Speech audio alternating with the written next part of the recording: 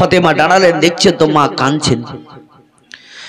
ওই সমাদে ফাতেমা তো জোহরা রাদিয়াল্লাহু তাআলা আনহা বললেন, ওগো আমার আম্মা জান, তবে তুমি এভাবে কেন কান্না করো? তোমার দুই চোখ দিয়ে কেন পানি পড়ে যায়? খাদিজা রাদিয়াল্লাহু তাআলা আনহা বললেন, বেটি ফাতেমা, আমি এই জন্যই কান্না করি গো, তোমার আব্বা বাড়ি থেকে চলে গেছে, 1 ঘন্টা নয়, 2 ঘন্টা নয়, কয়েক ঘন্টা হয়ে গেল, তবু এখন পর্যন্ত বাড়িতে আসছে না। তবে ফাতেমা, একটু তুমি রাস্তা থেকে, বাড়ি দরজা থেকে বেরিয়ে যাও, রাস্তা দিকে একটু চেয়ে দেখো তোমার আব্বা কতক্ষণে বাড়িতে আসতে আছে। দয়ার নবী মুস্তাফার দিকে লক্ষ্য করে হযরতে খাদিজা রাদিয়াল্লাহু তাআলা আনহা এত কান্না করেন, এত কান্না করেন, খাদিজার দুই চোখের পানি ঝরঝর করে ঝরে যায়। তবে বাপজিরা, ভাইরা, মা বোনেরা আমার, দেখবেন যদি কোনো মানুষ বিদেশের মধ্যে চলে যায়, ওই সমাতে তার বিবিকে আপন ফোন করে দিল, বিবি আমি অমুক দিনে বাড়িতে চলে আসছি, তার স্ত্রী বাড়িতে ইন্তজার করতে থাকবে, ঘন্টার ঘন্টা কেটে যায়, যেই দিনকে আসবে সেই দিনকে তার বেটাকে বলবে, বলে বেটা রে, রাস্তা ধরে চলে যাও, তোমার আব্বা কত দূরে আসতেছে একটু লক্ষ্য করে দেখো। ওই বাচ্চাটা বড় খুশি হয়ে যায়, বাচ্চা আপন ধরে রাস্তা ধরে চলে যায়। বাবা, কেন নাকি আমার আব্বা আসবে, আমার জন্য বহুত কিছু নিয়ে আসবে। বাচ্চারা খুশি খুশি করতে করতে চলে যায়। তবে বাহির আমার, বাপজিরা আমার, এদিকে ফাতেমা তো জোহরা রাদিয়াল্লাহু তাআলা আনহা মা জননীর চোখের পানি দেখে সহ্য করতে পারলেন না। ফাতেমা তো জোহরা কাঁদতে আরম্ভ করলেন। মা খাদিজা রাদিয়াল্লাহু তাআলা আনহা বললেন, ওগো বেটি, আর কেঁদো না, একটু এগিয়ে চলে যাও, যাও যাও, তোমার আব্বার খবরটা নিয়ে আসো।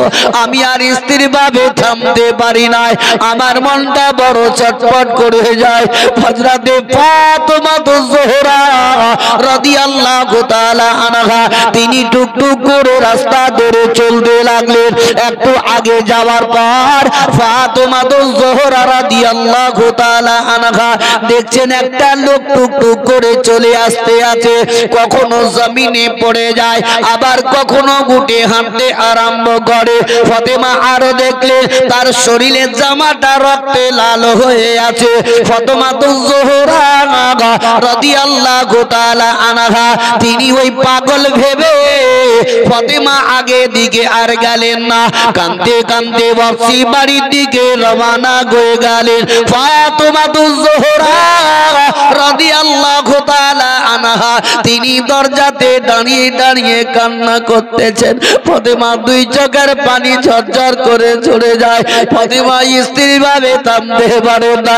খাদিজার কানে আবার চলে গেল, আমার বেটি ফাতেমা দরজাতে কান্না করে। খাদিজা সঙ্গে সঙ্গে দরজাটা খুললেন, দেখছেন তো ফাতেমা তো জোহরা দাঁড়িয়ে দাঁড়িয়ে কান্না করে। খাদিজা বললেন, বেটি গো, কেন তুমি এভাবে দাঁড়িয়ে কান্না করো? তোমার আব্বার খবরটা নেওয়ার জন্য তোমাকে পাঠালাম, তবে তোমার আব্বার খবরটা বলো না কেন? ফাতেমার মুখ দিয়ে কোনো কথা বের হয় না। ফাতেমা কেঁদে যায়, কেঁদে যায়। খাদিজা বললেন, মা রে, আমি আর সহ্য করতে পারি না, একবার তোমার আব্বার খবরটা বলো। বিশ্বের নবীর দিকে লক্ষ্য করে খাদিজা এত কান্না করেন।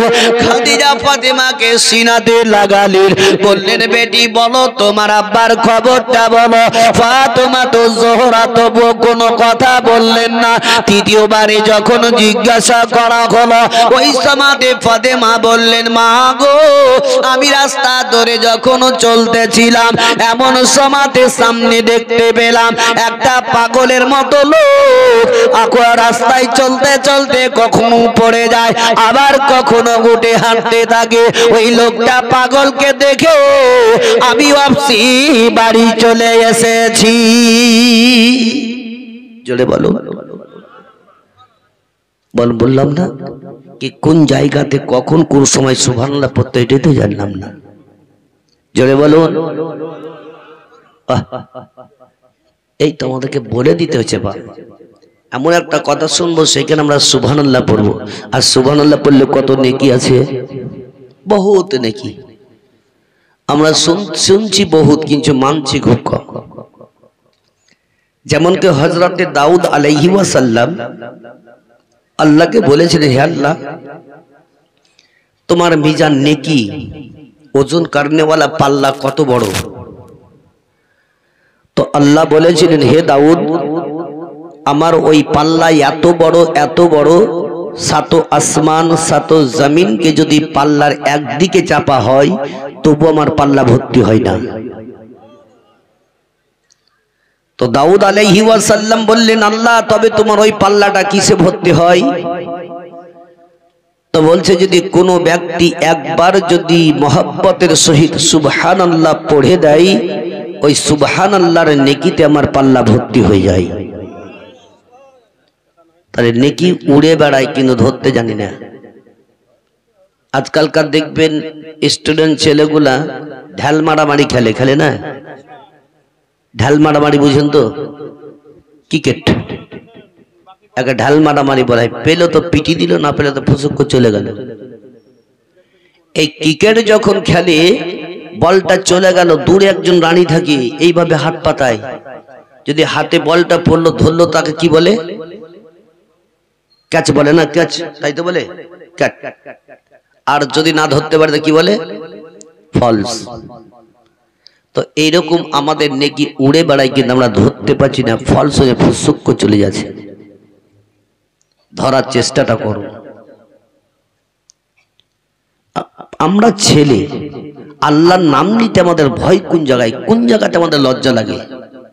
কি সুবহানাল্লাহ আমাদের মুখ দিয়ে বের হবে না? বিশ্বের নবী, কুল কায়নাতের নবী জনাবে মুহাম্মদ রাসূলুল্লাহ সাল্লাল্লাহু তাআলা আলাইহি ওয়াসাল্লামের বেটি ফাতেমা বললেন, মা, আমি ওই লোকটাকে পাগল দেখি আমি ঘুরে চলে আসলাম। খাদিজা রাদিয়াল্লাহু তাআলা আনহা বললেন, বেটি, তবে দ্বিতীয়বারে তুমি চলে যাও। ফাতেমা তো জোহরা রাদিয়াল্লাহু তাআলা আনহা দ্বিতীয়বারে রাস্তা ধরে চলতে আরম্ভ করে দিলেন। ফাতেমা বাবা টুক টুক টুক টুক করে হাঁটতে হাঁটতে ওই লোকটাকে আবার দেখতে পেয়ে গেলেন। দেখছেন জমিনের মধ্যে পড়ে আছে, শরীরের জামাটা রক্তে লাল হয়ে আছে, মাথার চুলগুলা এলোমেলো হয়ে আছে। ফাতেমা চুপ করে দাঁড়িয়ে গেলেন, আগে দিকে আর পা বাড়ালেন না। ফাতেমা দেখতে দেখতে কাঁদতে আরম্ভ করলেন, বলে, আমার আব্বা কোথায় আছেন, কোথায় গেলেন, কখন আমার আব্বা বিশ্বের নবী আসবেন? ফাতেমা আপন বাবা ওই পাগল ভেবে আবার মুখটা ফিরে নিলেন বাড়ির দিকে যাওয়ার জন্য। যেমনি মুখটা ফিরে নেওয়া, পিছন থেকে ডাক দিয়ে বললেন, ও বেটি ফাতেমা, আমি এমন কেউ নয়, আমি কোনো পাগল নয়, আমি হচ্ছি তোমার আব্বা বিশ্বের নবী। বলো বেটি ফাতেমা, আমি তোমার আব্বা দয়ার নবী মুস্তাফা।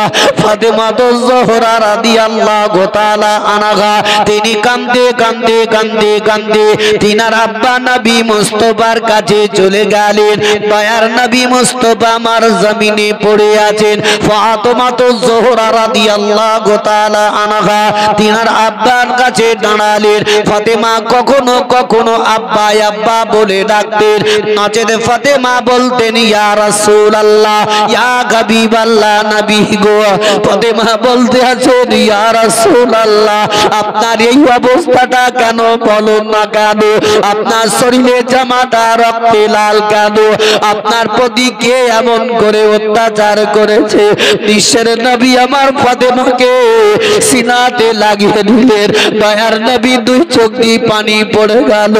নবী আমার বললেন, মা, গো তুমি এভাবে আর কেঁদো না, চোখের পানিটা বন্ধ করো গো ফাতেমা, আমি সব কিছু বরদাস্ত করতে পারি গো মা, তবে তোমার চোখের পানি বরদাস্ত করতে পারে না। ফাতেমা বললেন ইয়া রাসূলুল্লাহ ইয়া হাবিবাল্লাহ, তবে আপনার শরীরের এই অবস্থাটা কেন? কে এমন করে অত্যাচার করেছে বলুন না কেন?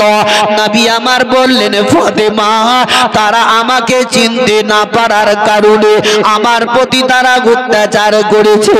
তবে ফাতেমা এমন একটি জামানা আসবে, এমন একটি সময় আসবে গো, তোমার আব্বার নাম খানা গাছপালা তরুলতা নদ নদী কীট পতঙ্গ সারা বিশ্বের মানুষ পড়বে জোরে জোরে পড়ো লা ইলাহা, জোরে বলো লা ইলাহা,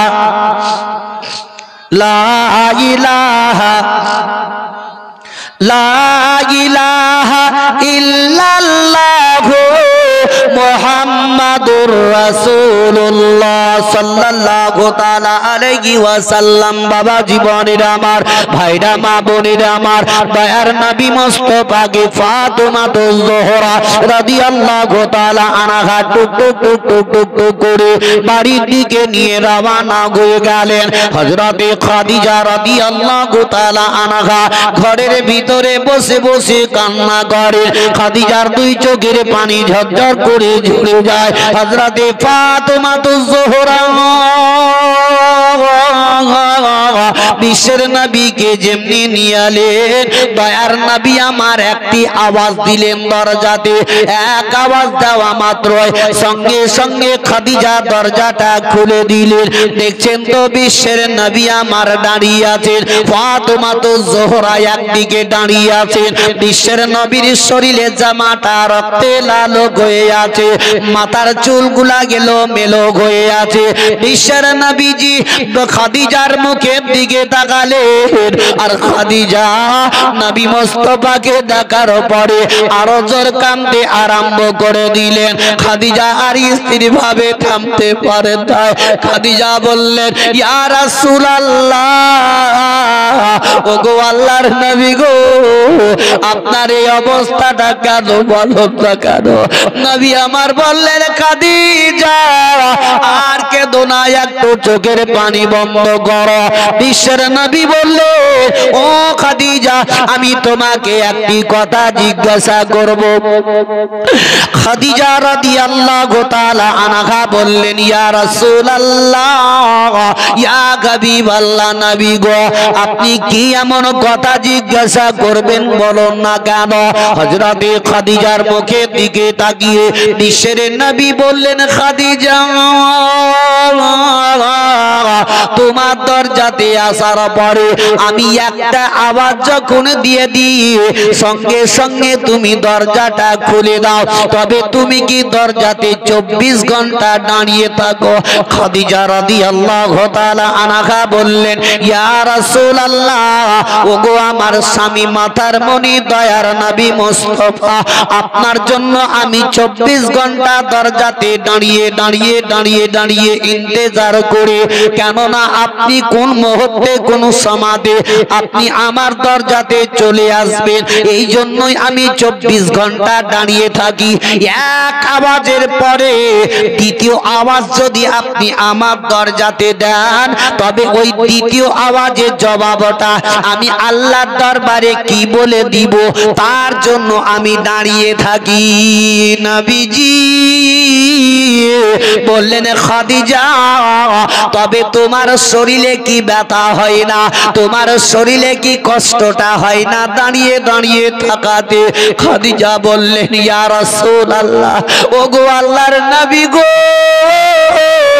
আমার শরীরে ব্যথা হয়, কষ্টটা হয়, আপনি যখন আমার দরজাতে এসে আওয়াজ দেন আমি দরজাটা খুলে দেই, খোলা মাত্রই আপনার পবিত্র চেহারা দেখতে গেলে আমার শরীরে সমস্ত বেদনা দূর হয়ে যায়। জোরে বলো। তাহলে নবী ছিলেন কে? নবী মুস্তাফার চেহারা দেখলে পরে সমস্ত সব শরীরের বেদনা দূর হয়ে যেত। আর আজকালকার নারীরা, আজকালকার মা বোনরা জালসা মেলাদ শুনে শিক্ষা বর্জন করে কি? এরা জালসাতে আসে মানে মেলাতে ঘোরার জন্য আসে। দেখেন যারা দেখার তারা মেলা দেখে চলে গেল, যারা জালসা শোনা তারা শুনতে আছে। কি ভাই, এরা বাড়ি থেকে উদ্দেশ্য করে চলে এলো কি চল আমরা কোনটা যাচ্ছি, মানে জালসাতে যাচ্ছি, কিন্তু না, জালসাতে নয়, এরা মেলাতে। ওই মেয়েগুলা আপন যদি স্বামী, তার স্বামী যদি রাত্রিবেলাতে কোথাও যায়, 10টা 11টা বেজে গেল আসতে, ও নিজের পেটটা শান্তি করে খুব নাক ডেকে ডেকে খুব ঘুমাচ্ছে, বুঝলেন? এইসা যদি বলে রহিমের মা উঠতো, দুটো ভাত গিলা দিস তো, যাও তুমি খুলি খাও গা। কি ঠিক না বেঠিক বলেন? এরা কি শিক্ষা অর্জন করছে গেলা? আজকে আমরা শিক্ষা অর্জন আমাদের শোনার ভাই শুনতে হয়, চল জালসা চলছে চলে যায়। কি পরিবর্তন এখন হন মায়ের আমার, যে কয়টি মা আমার আছেন অবশ্যই জীবনে কাহিনী শোনার পর কিছু একটু পরিবর্তন হন। জান্নাত পাওয়া সহজ কথা নয়। এহারও বিশ্বের নবীজি আমার দয়ার নবী রহমাতুল্লিল আলামিন খাদিজার বাড়ি থেকে যাওয়ার পরে একদিন গহতে গর্তে আল্লাহ রাব্বুল ইজ্জাতের জিকিরের মধ্যে শামিল হইয়াছে। জোরে বলুন সুবহানাল্লাহ। এ ভাই আপনার এই জায়গাটা কি বলছে গ্রাম? বাবলা বোনা, মানে বাবুলের বিচুন বুনে বুনে বুনে বুনে বাবলার গাছ হয়েছিল, তো হয়ে গেছে বাবলা বোনা নাকি? নাম কিছু একটা উদ্দেশ্য থাকে। এই বাবলার গাছ আছেই বলে বাবলা বোনা বিচে কেউ বুনেছিল। এই বাবলা বোনা থেকে কোনো একজন ব্যক্তি যদি বোম্বাই দিল্লি যদি যায়, তো বাড়ি থেকে বের হওয়ার সময় দেখবেন মনটা তার খারাপ করবে। একা একা যেতে ভালো লাগবে না, লাগবে কি? যদি আরেকজন হয়তো একটু ভালো লাগতো, গল্পে গল্পে চলে যেতাম। আবার কিছু কিছু যুবক যুবক ছেলেরা আছে পেটের দায়ে যেমন দিল্লি বোম্বাই বহুত বহুত দূর দিয়ে কেরালা টেরালা দিয়ে খাটার জন্য যায়, যায় না জানা? এরা যখন একাই যায় তখন বাস স্ট্যান্ডে কিংবা রেল স্টেশনে যাওয়ার পর বসে বসে বসে খুব চিন্তা করে যাবো কি যাবো না, যাবো কি যাবো না।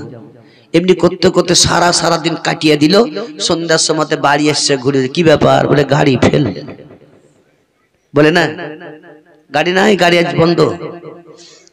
তাহলে একাই যেতে কণ্ঠিত্য লাগে, খারাপ লাগে, সঙ্গী হলে ভালো হয়। তবে ভাই আমার, বাপজিরা আমার, মায়ের আমার, এই পৃথিবীর দুনিয়া ছেড়ে তো একাই একাই যেতে হবে, হবে না? হবে না? তাহলে একাই যে যাবো তো যেতে কি ভালো লাগবে? একটু বলে ভালো লাগবে? তাহলে সঙ্গীত দরকার। তাহলে পৃথিবীতে সঙ্গীত তৈরি করতে গেলে পরে নামাজ পড়ুন। পৃথিবীতে যদি সঙ্গীত তৈরি করতে হয় জিকির করুন। পৃথিবীতে যদি সঙ্গীত তৈরি করতে হয় দান খায়রাত করুন। পৃথিবীতে যদি সঙ্গীত তৈরি করতে হয় মাহে রমজানের রোজা রাখুন। তাহলে এরাই যাবে আপনার সঙ্গী সাথী হয়ে। জোরে বলুন। আর মাতালদের সোহবাতে বসবেন তো মাতালি বুদ্ধি পাবেন, পাবে না? পাবে না? যেমন একটা লোক, এক মাতাল বুঝলেন, রাস্তা দিয়ে যাচ্ছে আর ওদিক থেকে মৌলবি সাহেব বুঝলেন খুব ধাও ধাও করে চলে আসছে, খুব তাড়াতাড়ি একটা কাজে যাচ্ছে। তো মাতালটা মৌলবিকে দেখে বলছে, মৌলবিকে আমি প্রশ্ন করব। এই প্রশ্ন করবে এই নিয়তটা এঁকে নিয়েছে মাতাল। তো মৌলবিটা যেমন কাছাকাছি এসছে আর হাতটাকে ধরে বলছে, মৌলবি সাহেব আপনাকে আমি একটা প্রশ্ন করব, উত্তর দিতে হবে। মৌলবি সাহেব বলছে, ভাই আমি একটু কাজে যাচ্ছি, খুব আর্জেন্ট আছে, তবে তুই কালকে প্রশ্ন করিস, তোর উত্তরটা আমি দিয়ে দিব। এই মাতাল এক্ষুনি করবো, এক্ষুনি উত্তর দিব। মাতালের দিকে হয় না? হয় না? আপনাদের দেশে মাতাল আছে তো? বহুত আছে ভাই, কোনো দেশ আর বাকি আর নাই। তো এই মাতাল বললেন, বারবার বলে, মৌলবি সাহেব রেগে বলছেন, তোর প্রশ্নটা কে আছে তো একটু বল তো দেখি। তো মাতাল বলছে, মৌলবি সাহেব আল্লাহ প্রত্যেক মাসে একটা একটা করে নতুন নতুন চাঁদ দেয়, তো পুরাতন চাঁদটা যায় কতি? বলবি চুপ।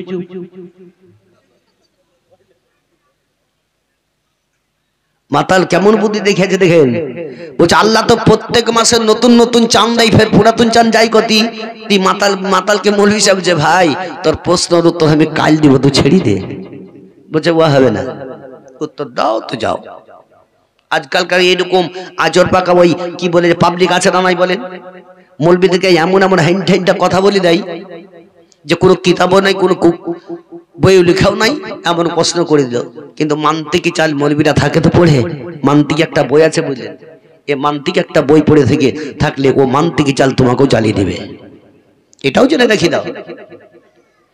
এখানেও বাপজিরা ভাইরা আমার, ও মাতাল যখন বললো বলসা বলছে ভাই তুই আজকে ছেড়ে দে, তো কাল তুই প্রশ্ন করিস, কাল তোকে আমি উত্তরটা দিব, যে করেছিস সেটাও আমি কালকে উত্তর দিয়ে দেবো। বলছে ও হবে না। ই মৌলবি একদিকে টানে, মাতাল একদিকে টানে, এমনি করতে করতে বিশাল লোক জমে গেছে বুঝলেন। আর ওই দিক থেকে আর একটা মাতাল ও মদ খেয়ে খুব টা হয়ে চলে আসছে। ই মাতাল বসে ওখানটায় কি হচ্ছে দেখি, দেখছে তো মৌলবিকে মাতাল খুব টানাটানি করে, ই মাতাল বীজখানে ঢুকেছে, মদ খাইয়া মৌলবি সাহেবকে অপমান অপদস্থ করছি, লোকের সামনে তোকে লজ্জা লাগে না? কিন্তু উজি মদ খেয়ে আছে, উটার বলে না, উজি এক মাতাল উয়ার বলছে না, একেবারে শাঁসছে খুব। ই মাতাল বলছে চুপ, মৌলবিকে ছেড়ে দে, আমি তোর প্রশ্নের উত্তর দিয়ে দিব। বলছে দিবি তো? যে হ্যাঁ দিব। মৌলবিকে ছেড়ে দেবো, যে বল তোর প্রশ্ন। বলছে আল্লাহ প্রত্যেক মাসে নতুন নতুন চাঁদ দেয়, পুরাতন চাঁদ যাই কতি। বলছে মাতার বলছে হারি এইটা তো মানে কহছিস, আল্লাহ এত বড় একটা হাতুড়া নিয়ে দেয়, পুরাতন চাঁদটাকে ঠুকি ঠুকি ঠুকি ঠুকি গিজি গিজি গিজি করে আসমানের মধ্যে ছিটে দেয়, রাত্রে বেলায় দেখিস খুব ঝিকঝিক করে জ্বলে। তখন ই মাতাল বলছে ঠিক বলেছি, মানে তারা তো মাতালের সোহবাতে বসবে তো মাতালি বুদ্ধি পাবেন, গাঁজারি সোহবাতে যদি বসেন তো গাঁজারি বুদ্ধি পাবেন, তাসেরি আড্ডাতে যদি বসেন তো তাসেরি বুদ্ধি পাবেন, আর ভালো লোকেদের সোহবাতে যদি বসেন তো ভালো বুদ্ধিটাই পাবেন। কি ভাই ঠিক না বেটি? ভালো লোকেদের সোহবাতে বসা উঠা বসা করুন। আজকে কোনো মুসল্লির কাছে, নামাজিদের কাছে গিয়ে আমরা জিজ্ঞাসা করে ভাই এই দোয়াটা একটু শিখে দাও, বলে কেউ? বলেছে কেউ? কেউ বলে না। কোন ইমামকে গিয়ে বলেছে? কি বলবে পাবলিক? মৌলবীরা শিখে না, পরের খাচ্ছে খালি ব্যাং ফুলাহি ফুলে যাচ্ছে, ছেলেপিলা পড়াই না। তোমাদের দোষ, তোমরা ছেলেপিলা পড়াতে পাঠাও। মৌলবীদের যত দোষ হচ্ছে মৌলবীদের। তুমি এশার নামাজের পরে মৌলবী সাহেব যে একাই মসজিদে চুপচাপ পড়ে থেকে যায়, তুমি কখনো ভেবে 10টা মিনিট তার কাছে গিয়ে বসে কোন শিক্ষা বর্জনের লোকে গেছো? গেছে ভাই? যাই কেউ? তাহলে